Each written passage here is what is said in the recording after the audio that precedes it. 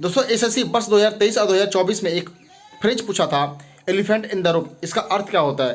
दोस्तों इसका अर्थ होता है मतलब कुछ चीज़ें होती है, ये समस्या की चीज़ें होती है, लेकिन लोग उससे बात करने से बचते हैं। उसी तरह का एक मुद्दे को लेकर बात करने के लिए आपके साथ उपस्थित हुआ हूँ, जिसको कहते हैं फीस डिस्क्रिमिनेशन। जैसा कि दोस्तों हम लोग एसएससी का एस्पिरेंट है, लेकिन इस एसएससी के अलावा भी हम लोग साइड एग्जाम के तौर पर कई सारे फॉर्म भरते हैं, जिसमें से हम लोग देखते हैं कि मतलब जो फीस स्ट्रक्चर होता है बड़ा ही अनजस्टिफाइड होता है। कहने का अर्थ क्या है कि एसटी एससी वालों के लिए जो मतलब जो फीस होती है वो लगभग जीरो का बराबर होती है। बाकी जो ईडब्ल्यूएस ओबीसी और जनरल कास्ट वालों की जो होती है, इनका फीस 1200 रुपया, 1500 रुपया और इस प्रकार की होती है। मुद्दे की बात यह है कि अभी फिलहाल कोल इंडिया लिमिटेड की जो एक भर्ती चल रही है, जिसमें से जो एसटी एससी वालों के लिए फीस है 0 रुपया है और बाकी लोगों के लिए कह सकते हैं 1180 रुपया है। दोस्तों ये चीज़ें कभी जस्टिफाइड नहीं होती। इसी का दोस्तों इसी की तरह बिहार में मतलब गत वर्ष मतलब कुछ दिन पहले ही बिजली विभाग की भर्ती आई थी। मैं बिहार से हूँ इसलिए बता रहा हूँ। वहाँ पर जो एसटी एससी वालों के लिए है कह सकते 300 रुपये के आसपास फीस था और बाकी लोगों के लिए 1500 रुपया। दोस्तों फीस जब डिफरेंस होती है ना, ये कम से कम 100-200 तक समझ में आती है, ये चीज़ें रीजनेबल भी लगती है। लेकिन बाकी दोस्तों अगर 1000-1200 रुपये का अगर फीस डिस्क्रिमिनेशन हो जाएगा, ये कभी जस्टिफाइड नहीं है। और दोस्तों सीधे आप मुद्दे की मतलब पॉइंट टू द पॉइंट आते हैं कि ये क्यों जस्टिफाइड नहीं है।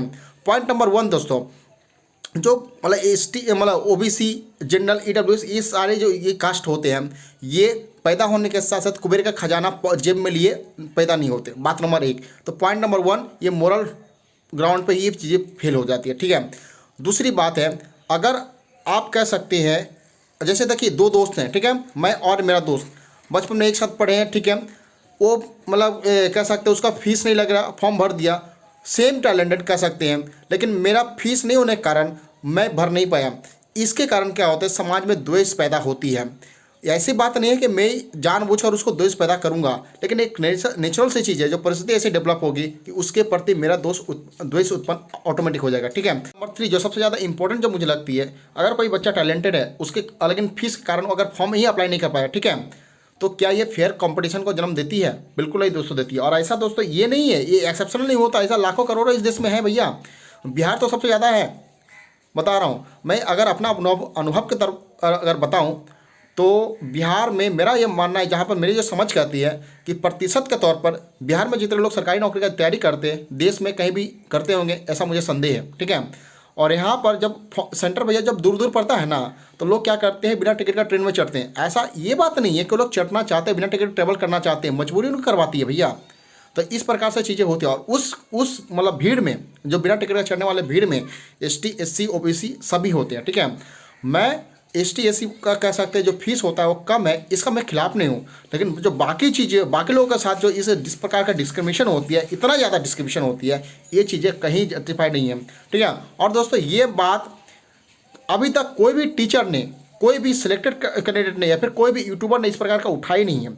मैं अनुरोध करना चाहूँगा गगन प्रताप सर को, आदित्य रंजन सर को और अभिनव सर को, खास करके जो ये तीनों मतलब कह सकते हैं गुजर प्रणाम करते हुए ये तीनों विद्यार्थी के हित में अपनी बात रखते रहते हैं। सर प्लीज़ इस मुद्दे पर अपनी बात रखिए। और दोस्तों आपको कभी नहीं कहा मेरी वीडियो शेयर करने के लिए, लेकिन ये वीडियो को जरूर शेयर करने के लिए आप लोग का अनुरोध करूँगा, क्योंकि ये चीज़ें ज़रूरी है शेयर करनी, ठीक है, लोगों के साथ। और भैया ये बात मैं अच्छी तरह जानता हूँ, कुछ लोग आएंगे बेतुकों की तरह यहाँ पर कमेंट करेंगे कि हज़ारों साल पहले ये किया, तुम लोग ये किया वो किया।